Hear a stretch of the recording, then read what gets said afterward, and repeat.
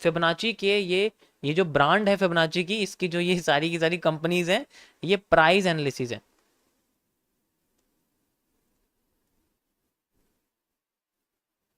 यानी कि आसान भाषा में बात करूं तो स्ट्रक्चरल मैपिंग।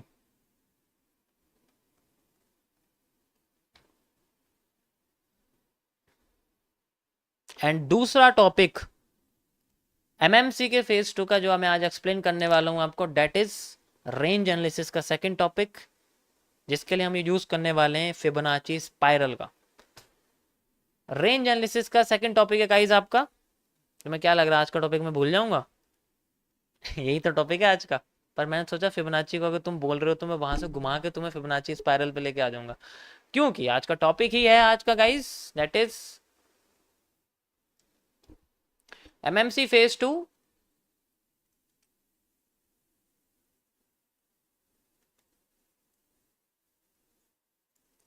और आज का टॉपिक है आपके सामने रेंज एनालिसिस का, यानी कि डेट एंड टाइम एनालिसिस जिसको हम करते हैं।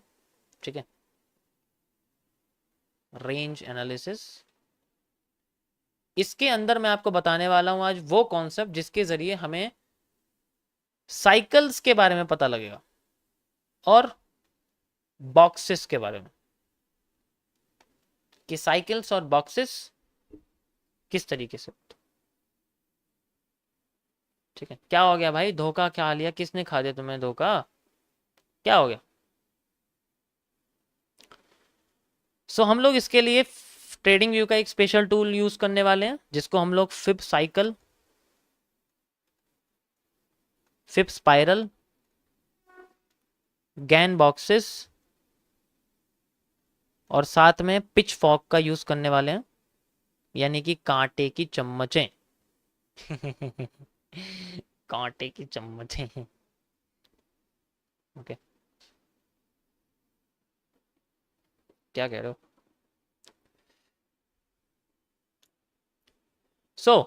इसके लिए मैं पहले आपको यहाँ लेके आ जाता हूँ। इसमें आपको कैसे पता चलेगा, आपको समझ में, मैं समझाता हूँ पहले कि किस तरीके से आपको ये कांटे की चम्मचें वगैरह देखने को मिलेगी।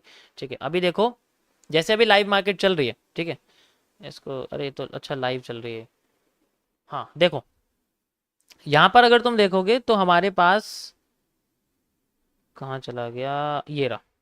यहाँ पर हमारे पास एक फिप्स, एक सर्कल्स करके, स्पाइरल करके और साइकिल्स करके भी है। साइकिल्स इसमें नहीं है, वो ऊपर वाले में दिखा रहा है, देखो यहाँ पर दिखा रहा है, वो इसमें, इसमें दिखा रहा है साइकिल लाइंस। चलो मैं तुम्हें बाद में दिखाऊँ, पहले स्पाइरल्स दिखा देता हूँ। ये जो सर्कल्स और स्पाइरल्स हैं बेसिकली, ये आपके इसी तरीके से यूज होते हैं, जस्ट लाइक दिस, आप कह सकते हो ऐसे करके। ठीक है, यहाँ से लेके यहाँ तक का एरिया, ये रेंज एनालिसिस होता है, यानी कि मार्केट में किस टाइम, कब तक मार्केट में कंसोलिडेशन आया, और फिर फ्यूचर में उसके बाद मार्केट कैसा अपने आप को स्ट्रक्चर क्रिएट कर सकती है। सेम रिपीटेशन होता है वो उस चीज का। मैं इससे समझाऊंगा तुम्हें, थोड़ा कॉम्प्लेक्स है लेकिन मजा आएगा समझने में कैसे यूज किया जाता है इसका। ठीक है, तो इस तरीके से हम इसको प्लॉट करते हैं। प्लॉट करने का तरीका सारे फिबोनाची का सबका सेम रहता है, top to high, bottom to high, after the change of character. ठीक है, after the change of character वो चीज होती है। ओके, चलो मैं तुम्हें लेके चलता हूँ यहाँ।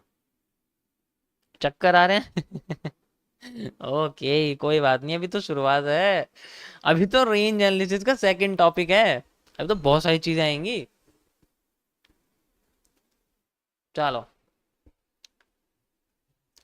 तुमने सिर्फ ट्रेडिंग की दुनिया देखी, अभी तुमने एनालिसिस की दुनिया नहीं देखी कैसी होती है। जिस दिन तुम किसी इंस्टीट्यूशन के लिमिट ऑर्डर का चार्ट देख लोगे ना कैसा, दिमाग घूम जाएगा। दिमाग घूम जाएगा, दिमाग। यो, चलो देखो, पहले मैं आपको समझाने वाला हूं यहाँ पर फिबोनाची स्पाइरल के कॉन्सेप्ट से।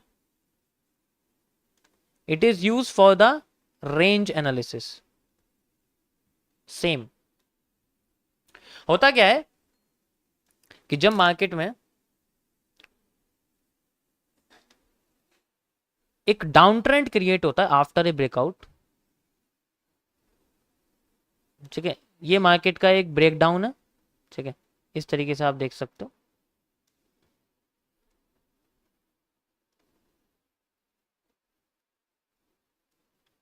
नीचे आती है, आने के बाद फिर यहां से ऊपर जाने की कोशिश करती है, और फिर जब नीचे आने की कोशिश करती है तो वो अपना सबसे पहले एक छोटा सा कैरेक्टर चेंज करती है। This is a change of character. आप दूसरी भाषा में इसको भी एक ब्रेकआउट कह सकते हैं, स्ट्रक्चर का ब्रेक। ये पूरे के पूरे एम का ब्रेक कर देती है नेक, और फिर बाद में नीचे आने की कोशिश करती है। तो जब ये अपनी आधा हिस्सा ट्रेवल कर लेती है तो इसके आगे का मूव कब तक हमें सेम देखने को मिल सकता है कि जैसे कि हम लोग बोलें कि यहां से लेके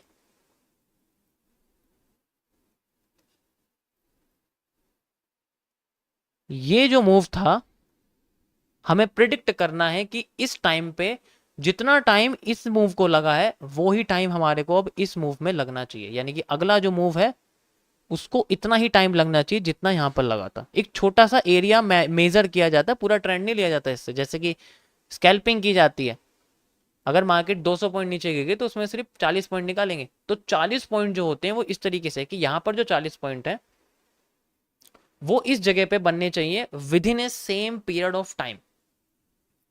अब यहां पर 20 कैंडल बने या यहां पर 2 कैंडल बने, टाइम उतना ही लगना चाहिए, स्ट्रक्चर भी सेम होना चाहिए, और फिर मार्केट अपने आप को यहां से कंटिन्यू करे, उससे कोई मतलब नहीं।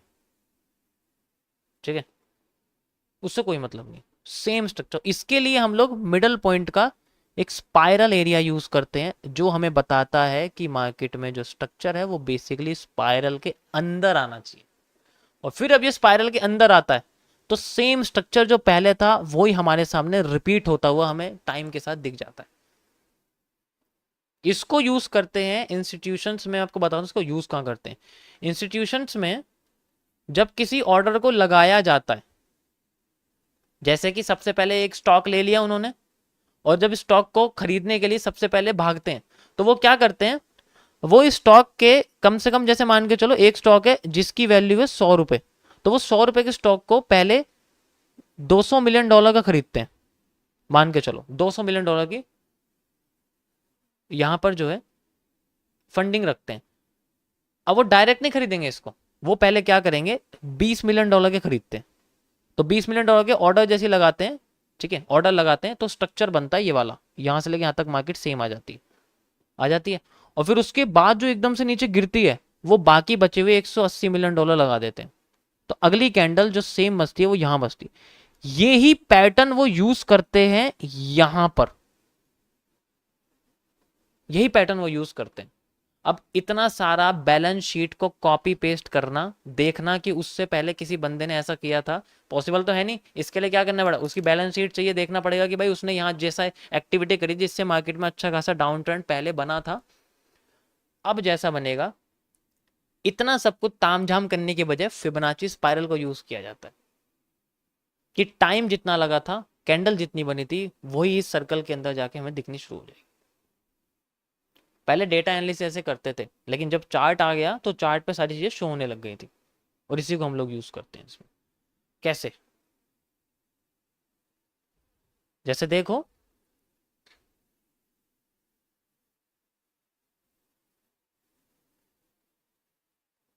अब ये हिस्सा है, ठीक है, यहाँ पर, अरे यार इसको लॉक करना पड़ेगा वरना हिलता रहता है। रुक जाओ, अब हो गया, अब नहीं हिलेगा। यहाँ पर चक्कर आ जाएंगे आधे लोग। देखो सिंपल में तुम समझाओ, ज्यादा कॉम्प्लेक्स मत समझो, सिंपल सा समझो। क्या होता है रेंज एनालिसिस, भाई देखो रेंज एनालिसिस में ऐसा ही होता है, इसको और कोई सोल्यूशन नहीं, रेंज एनालिसिस में ऐसा ही होता है। बहुत कॉम्प्लेक्स सिस्टम है लेकिन ऐसा कुछ नहीं।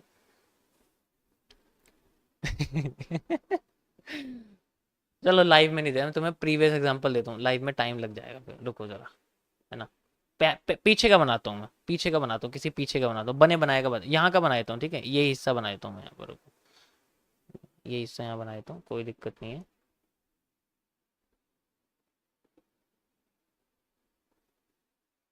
ये रहा, अरे यार फिर हिल गया। ओके, थोड़ा सा हल्का कर देता हूँ मैं इसको, रुको 1 मिनट, हल्का हल्का कर दो।